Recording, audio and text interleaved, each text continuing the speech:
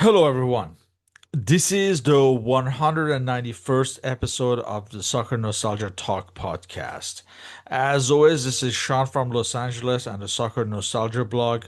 For this episode, I welcome back Welsh football fan Mr. Gareth Hughes as we discuss the Wales national team during the 1984 Euro qualifiers. Welcome back, Gareth. Thank you very much, Han. Thank you for having me again. Last time we left off at the end of the 1982 World Cup qualifiers, where Wales just at the last hurdle failed to qualify, and it was the Soviet Union and Czechoslovakia that would qualify to the 1982 World Cup. What was the status of the Welsh national team as we come to this year, 1982, having narrowly failed to qualify for the World Cup? Yeah, it's disappointing not to qualify for Spain because probably six games, the first six games, we had that campaign pretty much in our hands. And unfortunately, a very disappointing end cost us a place in Spain in 1982. We did have two very good sides in the old Czechoslovakia and Soviet Union. But I think overall we were in a pretty good position because we accepted it was a pretty tough group to qualify out of. And there was a newer generation of players starting to come through, like Kevin Ratcliffe, who'd started to play regularly for Wales towards the end of that campaign or throughout that campaign. We had people like Ian Rush and Neville Southall starting to make names for themselves at Liverpool and Everton, respectively. So the future we thought bode well, and they were going to be very good additions to the side. So whilst it was disappointing, we were pretty optimistic about the future of Welsh football. We have a lot of established players in the old First Division. We had a very good midfield and people like Brian Flynn, Mickey Thomas, who'd established themselves. Two very good wingers in Alan Curtis and Leighton James. So we started to build a little bit of depth to the squad. Was the position of Welsh manager Mike England more or less secure following the 1982 World Cup qualifiers? I think so. He was popular with both players and fans, and we didn't really have many other choices, to be honest. The only other managers really pulling up any trees from Wales at that time was John Toshack, who's a Swansea City side, were on incredible ascent up the divisions, and they were actually doing very well in the old First Division. So he was going to be pretty much out of the budget in terms of the Welsh FA attracting him as a manager at that time. And the only other Welsh manager really of any note at that time was probably Alan Durban, who just got the Sunderland job. So again, we probably weren't going to compete with a side in the old First Division in terms of getting perhaps a higher profile manager. But Mike England, we think he had plenty of credit in the bank for the campaign we had in for 1982. The spring 1982 featured satisfactory, friendly results. There was a tie against Spain, the 1982 World Cup hosts. There were wins against France and a convincing win against Northern Ireland. Was there a belief that the 1984 Euros could be a realistic possibility? Very much so, yes. I mean, Spain as host were always going to be a force, and they were one of the strongest sides in Europe at that time. And to get a one-all draw in Valencia, I thought was a fantastic result. And we also had a goal disallowed towards the end, which cost us what would have been a very good victory. Yeah, that was a massive plus, getting a positive result there, albeit only in a friendly. Then we had the Northern Ireland game in around May '82, which was actually my first Wales game, and it was the last game of the old home nations for 1982. So it was Neville Southall's debut as well, and Ian Rush scored his first goal, and that was actually a very good Northern Ireland side because they were quite regular qualifiers and very competitive in their groups at that stage. So that was a very good victory for us. And then obviously to round it off, we beat a world-class French team on their own doorstep in Toulouse, courtesy of an Ian Rush goal. So there's a sense of, yeah, the future was pretty good. And to beat, really, we got a draw and a victory against possibly the two of the best sides in Europe away from home. So certainly we approached the 1984 Euro qualifiers with quite a bit of optimism.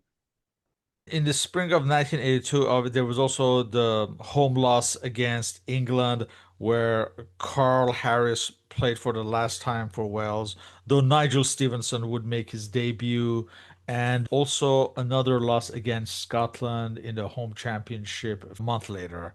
In the long term, the takeaway was the debut of Neville Southall, who would become a legend for the nation.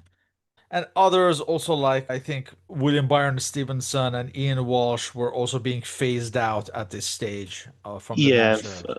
unfortunately, Walsh had a bad injury around in the early 81-82 season for Crystal Palace. He was quite a prolific forward for Wales. He had, I think, it's about 7 goals in 18 games for Wales, which is a very, very respectable return.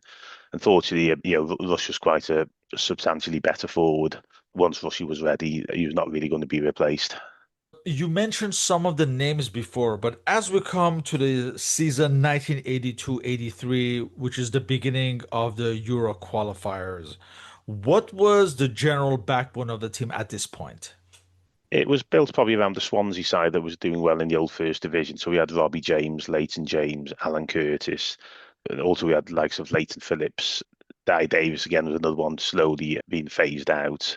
So that was pretty much the backbone of the team. And then in addition to that, we had Mickey Thomas, Peter Nicholas, David Giles, Brian Flynn, and then obviously, as you said, Ian Rush had come through by then. And at the back, we had people like Kevin Ratcliffe, who were now established in Welsh internationals, with Joey Jones, a very experienced defender as well. So that was the backbone of the side. So we had a pretty strong starting 11.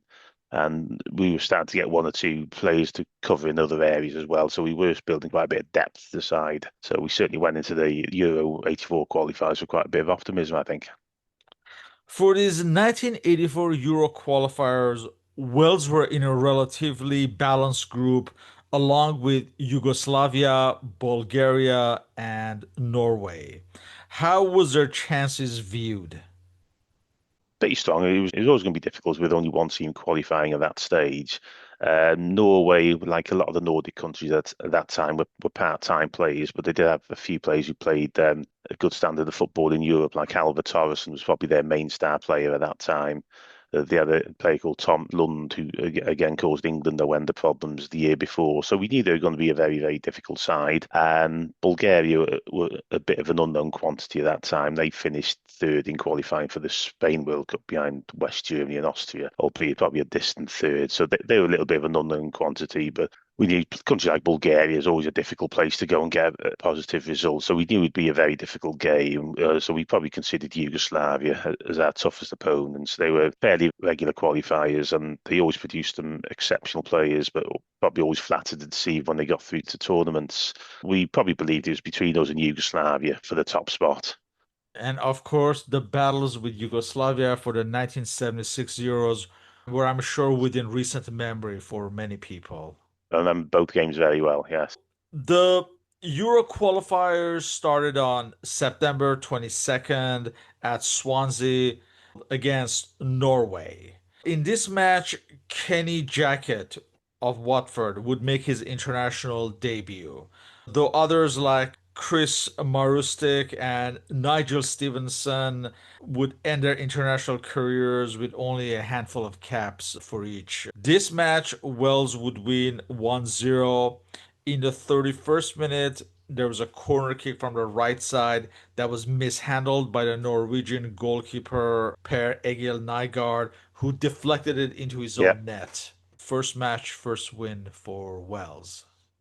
Yeah, so I think Rush got credited with a goal, but I don't think Rush played that much involvement in it. It was a poor goalkeeping mistake, but it was actually a very, very fortunate 1-0 victory for us. Norway completely dominated the game. They hit the woodwork twice. They missed two one-on-one situations. I think Tommy Lund missed both of those when he was clean through on goal, and one of them hit the post. One of them, Neville Southall, made a good save, and then they missed an open goal on the follow-up. And there was another occasion as well where they had two or three close efforts. So we were very fortunate to get a victory there. We could easily have lost that game by 5 or 6 looking at it. So it was, a poor performance, but it was about getting 2 points. So we also thought Norway, looking at that performance, would be capable of getting points off the other two. So I think overall we were quite happy, not with the performance, but certainly with the result and a good chance of the other two bigger sides dropping points against Norway.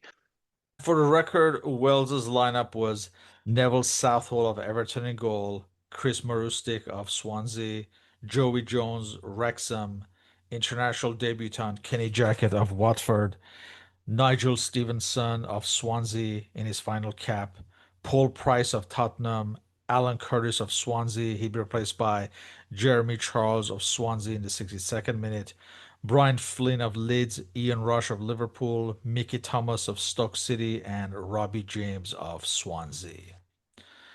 The next qualifier was on December 15th at Yugoslavia at Titograd.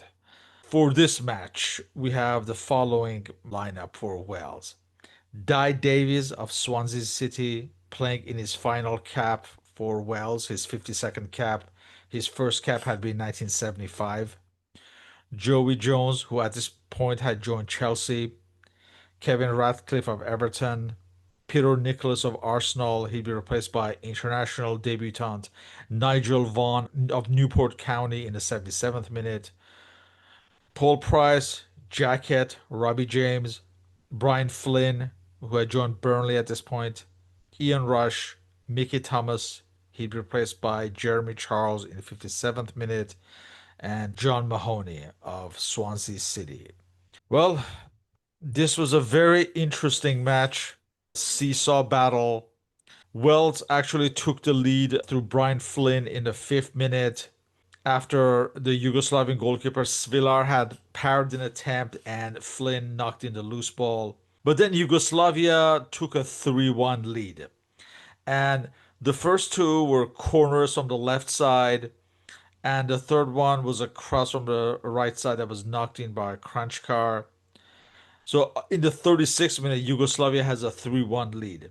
Then in the 39th minute, Wales pulls a goal back when Ian Rush picks up a back pass and shot past Svilar. Yugoslavia take a 4-2 lead and seemingly are headed for the win in the 66th minute. But with 20 minutes left, Wales ties the match in the 70th minute. A corner kick from the left side led to a scramble in the box, and eventually Joey Jones struck in. And then in the 80th minute, Robbie James scored from an indirect free kick. So a 4-4 tie. Yeah, very entertaining match, I imagine, for anyone watching. But do you think coming away with the tie at Yugoslavia was a major boost for Wales at this point? Very much so, yeah. I don't think there's much optimism going into the game. Again, a positive result in Titograd, as the city was called then. But they had no, Yugoslavia had just come off the back of a 3-1 defeat in Norway. So it was going back to what we said, that Norway looked like they're going to be a banana skin. So that was a positive for us going into the game. But as you said, it was certainly an eventful game. And an uncle of mine actually used to work for the Welsh FA, and he went over with the Welsh FA delegation. And I remember, because it was an early kickoff as well, I think it was about 3 o'clock their time. So it was basically when I got off the bus from my primary school. My auntie, whose husband it was, who went to Titograd, told me the score. So I was certainly looking forward to watching sport like that evening. And it was also what I remember about the game. There's barely a blade of grass on the pitch. It was an absolute mud bath. And when Joey Jones saw the pitch, he clenched his fist and thought, fantastic, he's going to love tackling on this pitch. And as you mentioned, he scored his one and only international goal, a 2-foot pile driver, and that's when he pulled it back to 4-3. And then obviously Robbie James scored from a good free kick to get us the point. But Robbie James actually hit the bar in the last minute as well. And, Robbie James, he'll be mentioned quite a bit in this campaign. And so we could have easily come away with a 5-4 victory. But I think to get a point in Yugoslavia, I think is definitely a point gained, because we consider that to be our hardest game away from home. So we were certainly not disappointed to get 3 points after 2 games. This match signaled the end of the international career of Di Davies. What can you say about his Welsh career?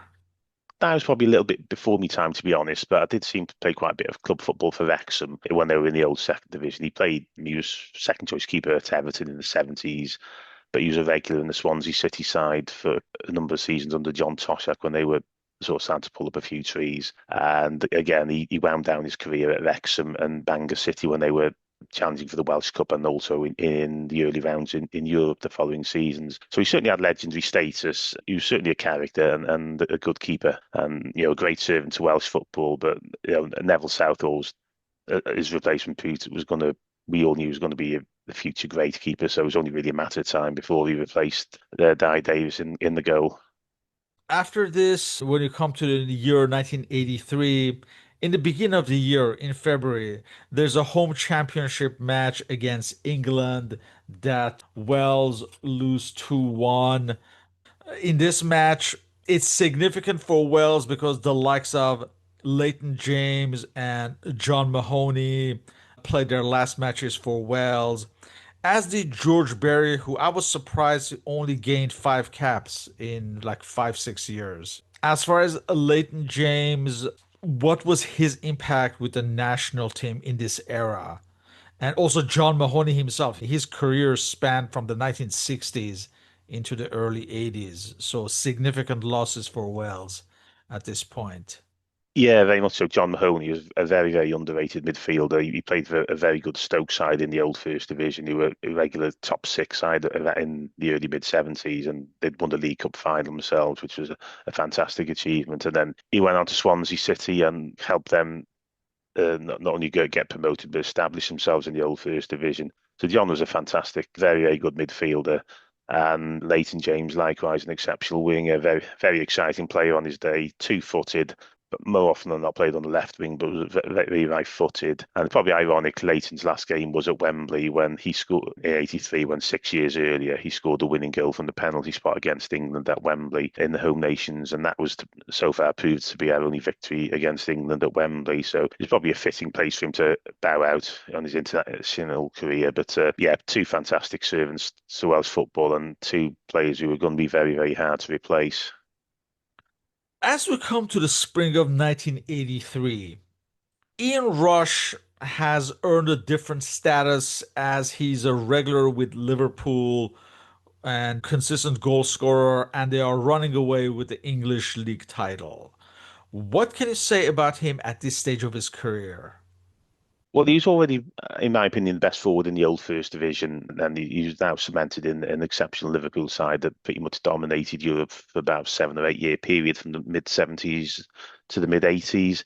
So we knew what a talent he was. His game pretty much had everything. He had pace, he had strength, he had power, he had two good feet. He was very good in the air, and he was also one of the best forwards at closing down defenders. So he's always the first line of defence. Probably a big move was never really talked about because Liverpool were a dominant side in England and also in Europe, and English teams by and large were very successful in Europe at that time. So a big move to one of the big Italian or Spanish clubs was never really debated. But we knew he was an exceptional talent, and we were very, very grateful to have him because I don't think any of the other home nations had a better centre forward than Ian Rush.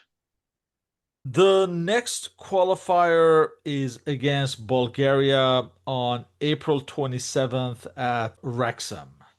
For this match, we have the following lineup: Southall, Joey Jones, Ratcliffe, Peter Nicholas, Price, Jacket, Robbie James, Brian Flynn, Ian Rush. He'd be replaced by Jeremy Charles in the 68th minute, Mickey Thomas, and Gordon Davies of Fulham.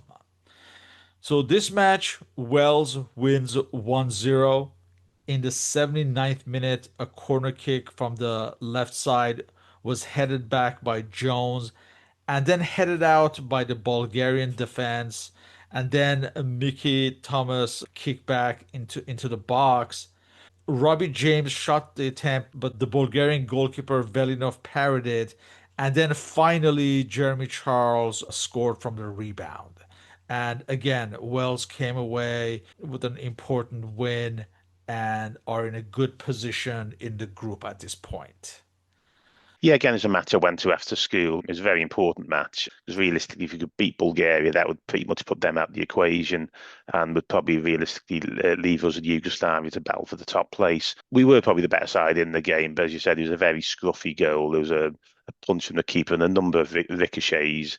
And then Jeremy Charles just toe poked it home from close range and it just went in off the post. So it probably summed up the game, really. It was a bit of a scruffy game, a bit niggly, and it's probably more memorable for sort of the Bulgarians' team's antics off the pitch, really, because their under-21s had played our under-21s at Bangor the previous day, and a number of items were stolen off the bus from the bus driver. And then obviously one of the Bulgarian players, I think a day or two before the game, had been caught in nearby Chester stealing from a local department store. So certainly in the local press, he was probably more remembered for that than the 90 minutes of football on the pitch. But it was a messy game. It was a messy goal. It wasn't a great game, but we got 5 points from 3 games. And I think with having played our hardest game in the match before in Yugoslavia, we got that out of the way. I think the optimism was certainly very high going into the final 3 qualifiers. in the 83-84 season. Yeah, so we come to the end of the season of 1982-83. There's a couple of home championship matches. So on May 28th at home at Cardiff, Wales loses to Scotland. The likes of Stephen Lowndes and Neil Slater make their international debuts. A few days later, on May 31st, Wales comes away with an away win 1-0 with Gordon Davies scoring. Again, you have the likes of Jeffrey Hopkins and Alan Davies of Manchester United making their international debuts. And then, interestingly, there's a friendly against Brazil at the end of the season on June 12th at Cardiff. And of course, the year before, Brazil were the talk of the World Cup with the stars like Socrates and other stars. This match ended as a 1-1 tie. Brian Flynn scoring for Wales and Paulo Isidoro, one of the veterans of the 1982 World Cup, scoring for Brazil. For Davy Giles, this was his 12th and final cap. His first cap had been in 1980. A match against Brazil. So this type of a glamorous opponent was somewhat of a novelty for Wales. How was that received by the public? Everyone's very excited, public, the players, the fans, and it was quite a coup to get Brazil to play in the friendly. It was at the Old Ninian Park, and it was on a Sunday. It was on a very hot day. I remember going down to Cardiff with me, mum, and brother, and we were sitting in the main stand next to quite a sizable Brazilian contingent of fans. So yeah, we couldn't wait for the game. Although to be honest, with the players you've mentioned, I wasn't really expecting a positive result, with the exception of Zico. I think Soweto was missing and Falcao, but it was by and large the players you mentioned, the Brazil team that mesmerised everyone in the World Cup the year before and probably should really have won it. It was a very strong side, and also Careca played, who would have played Right. in '82, and he played in this game. And had he played in '82, he could have been the difference between them losing to Italy and potentially winning the World Cup. So it was still an exceptional Brazil side. And I remember Brian Flynn scoring in very early on in the game, of all people, he was no more than 5'3", 5'4". He scored with a brilliant diving header, because there was a little bit of a joke about the lack of height in the Welsh team at that time. But somebody put in it,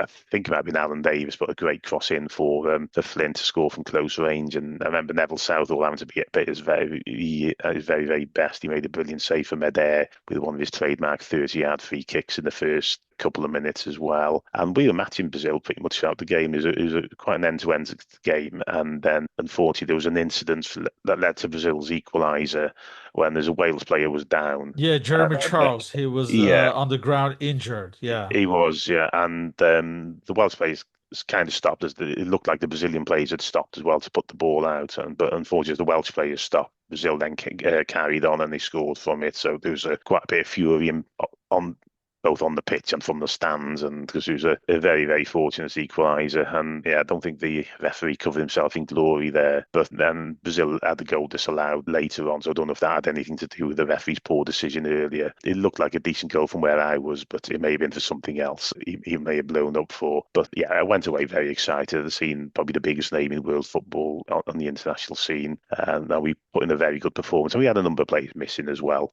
But to come away with a 1-1 draw against a world-class Brazilian team, again, was something going to stand us in good stead for the future games. We come to the 1983-84 season and the final stretch of the qualifiers. The first match of the season, the first qualifier, is on September 21st at Oslo against Norway.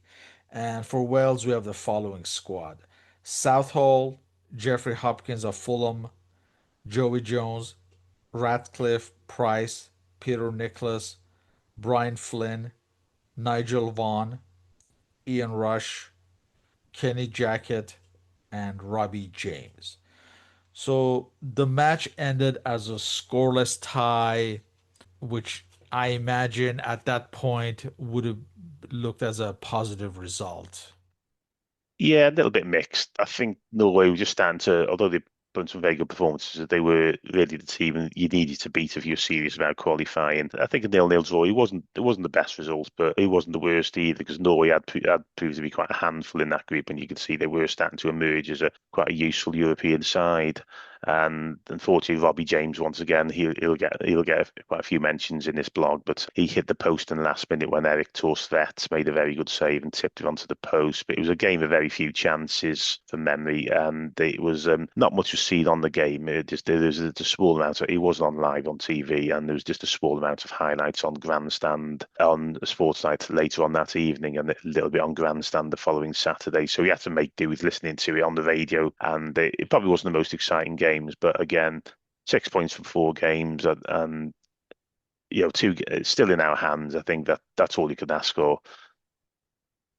Ahead of their next qualifier against Bulgaria in November, Wales play friendly at home at Wrexham on October 12th against Romania. Romania who would actually qualify to the 1984 Euros. And Wales thrashed Romania 5-0 with Ian Rush scoring twice. Again, such a score was a rarity for the Welsh national team.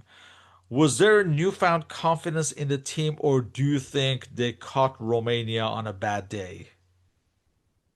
No, I think we were playing pretty well, and Romania did have, although they're a bit of an unknown quantity, like a lot of Eastern European sides in that era. We knew they were a very good side because they were in a group, and they were top in a group that contained Italy, the world champions, Czechoslovakia, usually a force, and Sweden. So they were top of possibly the strongest group in Europe in terms of depth, and it was probably a slightly stronger group than ours. So we knew they were going to be a force, and they had a few players. Hadji was just slowly starting to come through then. And there's a few known players like Rodion Kamatari who won a Golden Boot around that time as well. Knew it was going to be a difficult test, but it may have been a bad day for Romania. But I think you have to accept Wales did play very well that day. I remember going again. I went to that match. It was a bitterly cold night at the racecourse, and we did go 3 up at half time. Ian Rush with, as you said, 2, and Mickey Thomas with a goal in between that. And then Robbie James had another one of his best games. He set up a couple of chances for Rush in the first half, and he scored with a typical Robbie James pile driver in at the end, and then Alan Curtis wrapped it up with a couple of minutes to go to make it 5. So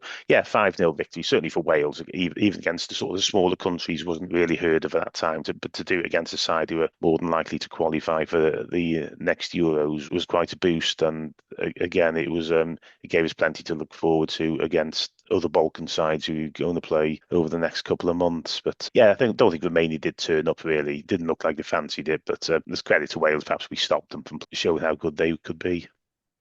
For Wales historians, David Felgate played in his only match for Wales, replacing Neville Southall in the second half. Yeah, that's right. We come to the next qualifier on November 16th at Sofia against Bulgaria. For this match, we have the following lineup: Southall, Hopkins, Joey Jones, Ratcliffe, Price, Peter Nicholas. He replaced by Jeremy Charles in the 59th minute.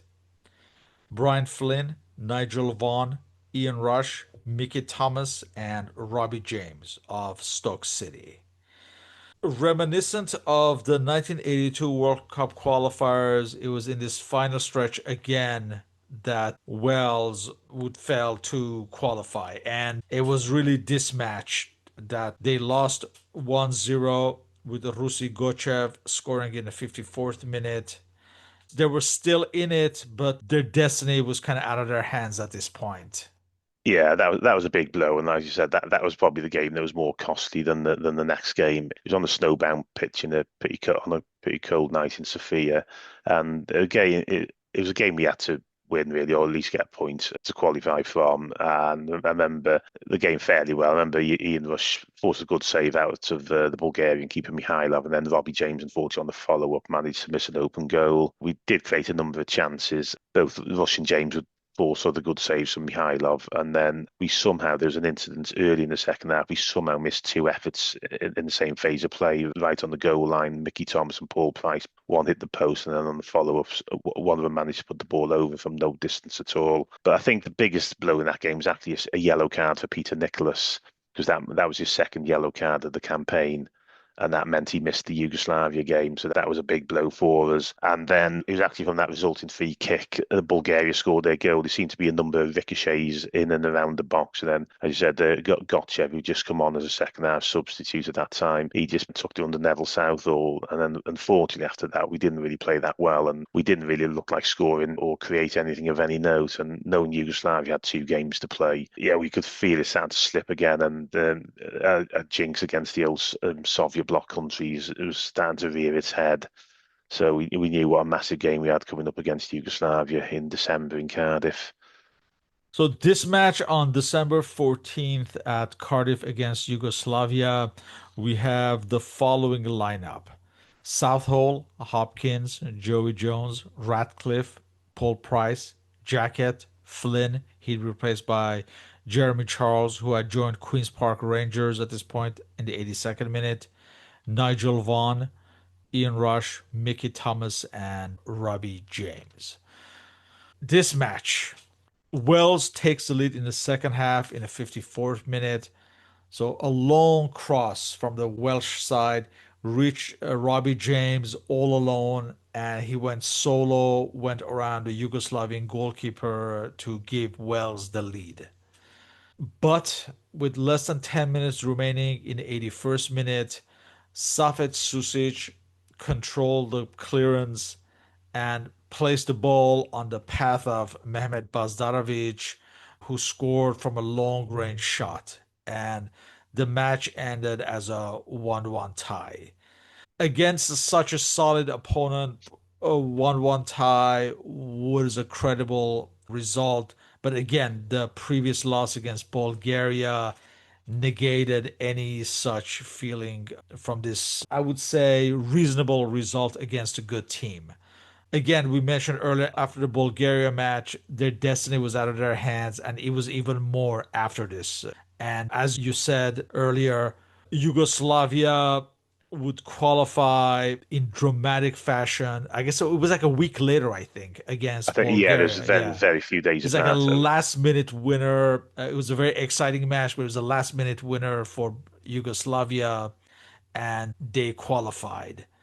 I can imagine just about all of Wales was matching that Yugoslavia Bulgaria match. yeah, very much so. Again, I think that was an early kickoff. So again, it was only when I got home that I realised what had happened in Split. But going back to our game in Cardiff, yeah, as you said, Kevin Ratka played a brilliant ball over the top, and Robbie James beat the offside trap and went round the keeper to score. And then actually Bazdarovic, who's a brilliant playmaker from the old Yugoslavia, sort of a typical playmaker from that area. A brilliant but temperamental player, but he scored a goal. And Neville Southall should really have saved from about 20 yards out. He just seemed to bounce over the Neville Southall. So we were then pretty much relying on Bulgaria to do us a massive favour in Split. But we knew they were going to be quite a handful for Yugoslavia. So we knew they weren't going to let Yugoslavia win too easily. So that was the one thing going for us. But we pretty much deflated after the game against Yugoslavia again in Cardiff, because he was pretty much out of our hands. Unfortunately, when I got home, I realised what had happened in Split, and it was a bit of a seesaw game, a bit like our game against Yugoslavia the previous year. I think Bulgaria did take the lead, went 2-1 down, levelled it to 2-2, and there's quite a famous Yugoslavian commentator saying, repeat himself, there's not enough time, there's not enough time. Then I think one of the Vujovic brothers put in a brilliant cross for Ljubomir Adanovic to head it in from a few yards out. So, yeah, we're absolutely deflated, because it was a group we should really have topped that group. And I think because it wasn't as strong a group, I didn't think, as the previous one where we had the old Czechoslovakia and Yugoslavia. So we felt it was a chance missed, really. I think what was more frustrating is when Yugoslavia actually qualified for France, they were pretty hopeless when they got there. They lost all 3 games, conceded 10 goals in those 3 games. And I think that's what made it even more frustrating, because whilst I don't think we'd have got out of the group with Belgium, France and Denmark, we'd have certainly given a far better account of ourselves. So again, that just added salt to the wounds, really. How would you compare this campaign to the 1982 World Cup qualifiers? Was there an improvement in any way, you think, or? There were 1 or 2 players obviously starting to establish themselves. We started to build a younger team with the likes of Neville Southall, Kevin Ratcliffe, Ian Rush, who were still very much youngsters in the game. So there was optimism going forward, because the 82 campaign was probably full of older players really come towards the middle to the back end of their international careers, and we felt the group for '82 was a stronger group than '84. So there's probably no real shame just missing out. I think it was on goal difference to Czechoslovakia as they were then, but to blow it with there were 3 games to go, really not winning any of those 3 games. That was the business end of the campaign. I would say this was a lot more disappointing. Yugoslavia just come off the back of a probably disappointing World Cup, so they were going through something of a rebuild. Norway were just starting to emerge as a useful side in Europe, and Bulgaria a bit of a known quantity, but they've always been hard places to go to, and they'll always have a few technically good players. But they weren't an exceptional side by any means, and it was a group we should have topped, yeah. But unfortunately, not for the first and not for the last time. We had a poor end to a campaign. Were Wales still constrained for the lack of depth? Was this a running narrative? I don't think so. I mean, obviously, people like Ian Rush, Neville Southall, Kevin Ratcliffe, they were irreplaceable. But people like Gordon Davies, who scored a lot of goals in the old second division, he scored a lot of goals for Fulham and secured a move to Chelsea not long after that. So he was, for example, a more than useful replacement, although not many were in the same league as Ian Rush. We're getting other players were starting to push through as well. Alan Davies was proven to be started playing regular for Manchester United, and he was certainly a useful addition to the side and a good replacement for Leighton James. And we still had Alan Curtis on the other wing, as you mentioned. Other players like Jeff Hopkins of Fulham was doing well. Neil Slatter, Bristol Rovers. So we were starting to add quite a bit of depth to the side. So I think, and the midfield did pick itself with people like Peter Nicholas, Mickey Thomas, Brian Flynn, Robbie James, those lads, and they were all established players in the old First Division. And also in those years, injuries were very few and far between. It wasn't uncommon for sides to just use 13, 14 players through a season. So I don't think the depth hindered us too much. It was just more we didn't perform and get the results when it mattered the most. I think that was pretty much the bottom line of it. What was Mike England's position after these qualifiers? I still think he's pretty secure. Again, he's very popular with all in Wales. And so the only other managers, as I mentioned a bit earlier in the podcast, was John Toshak, but his Swansea City side were on the wane by then, and they were starting to nosedive down the division. So his stock had gone down quite a bit. Alan Durbin, again, as I mentioned, the only other Welsh manager who's managing it in the old First Division, he was struggling at Sunderland. And we weren't really in a position to prize away like a Brian Clough or Bob Paisley, that type of manager. So we were happy with Mike England, certainly going into future campaign under him. What are your thoughts on the experimentations for this 1982 and 1983 phase? Neville Southall and maybe Kenny Jackett became long-term fixtures, while others made fleeting appearances. Yeah, players you mentioned, and sort of lads who played lower down the division. So Nigel Vaughan, he acquitted himself very well on the international scene, even though he's only playing in the old third division. Neil Slatter likewise, and Jeff Hopkins of Fulham. Kenny Jack, who's now a regular fixture in a very, very good Watford side. We had quite a bit of a nice balance of youth and experience, really. I think the future was pretty bright, and Ian Rush was still a very, very young player. Jeremy Charles had just been converted from a promising centre forward into a very good centre half. So there's lots to build on and a lot of optimism going forward. In closing, what was the outlook for the 1986 World Cup qualifiers? Was there genuine optimism with the rise of Ian Rush and Mark Hughes now on the horizon? Well, Mark Hughes was a massive plus for us. He was a great addition to the squad, and he'd go on to be a future great for Wales. So Ian Rush and Mark Hughes up front was a very exciting prospect. And also later on, we would get Pat Van den Hauwe, who was a regular in a very good Everton side. He became a regular for a couple of campaigns for Wales. And Dave Phillips, who'd done well at Plymouth Argyle, he then became a very good servant to Welsh football over the next decade. So we were starting to build quite a lot of depth to the side as well, and lads who could play in quite a few different positions as well. Albeit Rush and Hughes were pretty much irreplaceable up front. There's a strike force that's going to cause quite a lot of problems for a lot of sides. So it was certainly a lot for us to get excited by. In a future podcast, we'll look at this 1986 World Cup qualifiers adventure. So, with that, I would like to thank you once again for your participation in these interviews. All our respective contact information is listed on the blog and podcast uploads. So, Gareth, thank you once again and No, hope to continue these discussions on Welsh football history. absolutely. Thank you very much for having me, Shahan. Thank you.